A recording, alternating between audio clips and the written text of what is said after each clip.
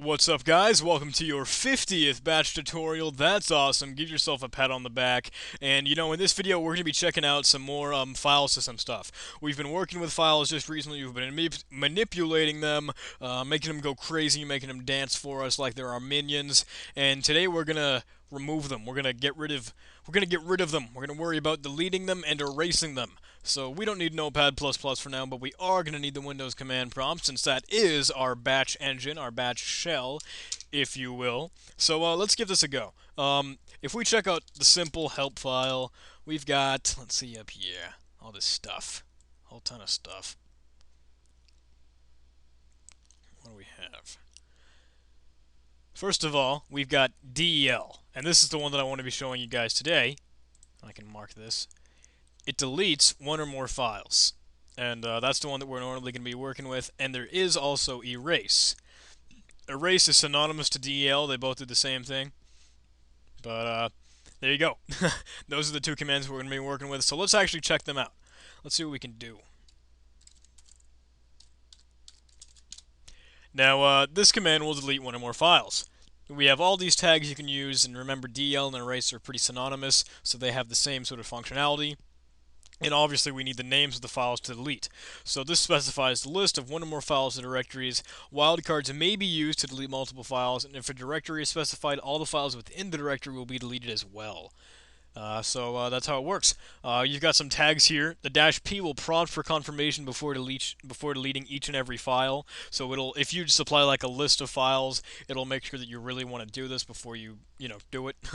The -F tag will force deletion of read-only files. The -esh will delete specified files from all subdirectories. So that's kind of cool. We're going to be working with that. And then there's quiet mode, where it does not ask if it's okay to delete on the global wildcard.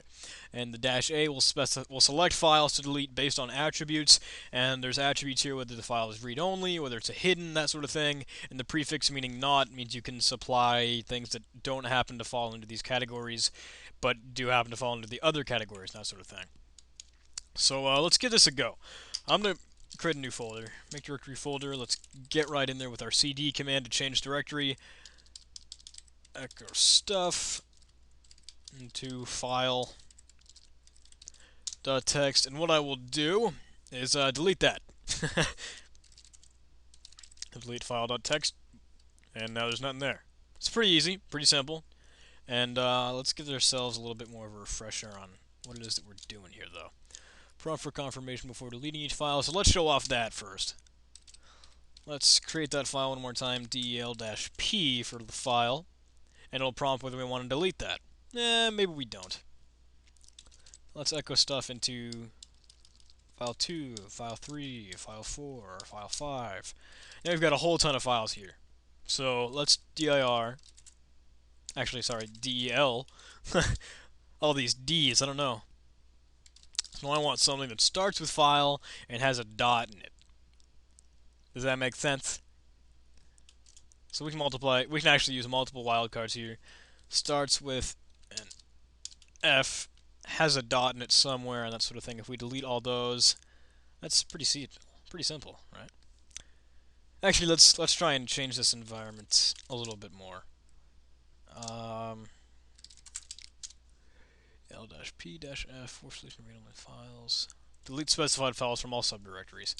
So what we can do is we can echo more stuff into file 2.text, file 3, whatever.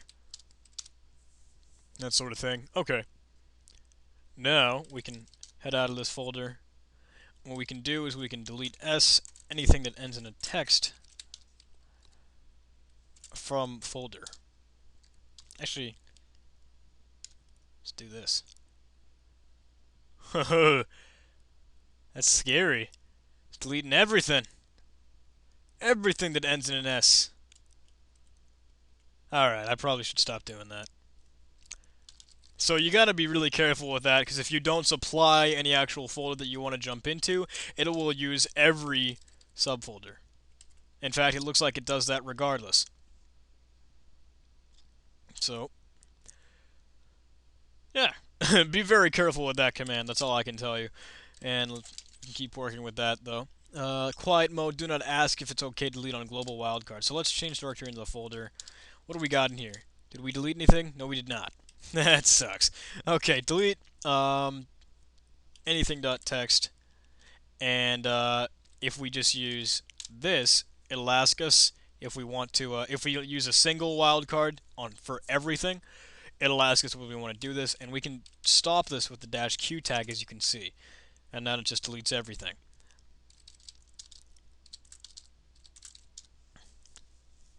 And then you can use these attributes if you need to. Now that's specified with only a colon, and the difference between the actual tag and the colon and the attribute. So that's pretty simple, but there you go.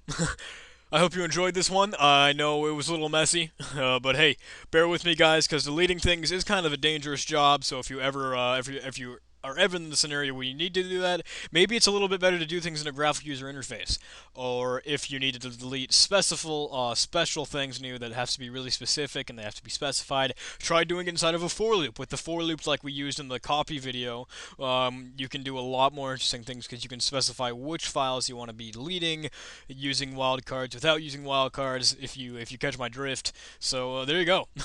Thank you guys though, and I hope to see you in the next tutorial. Bye.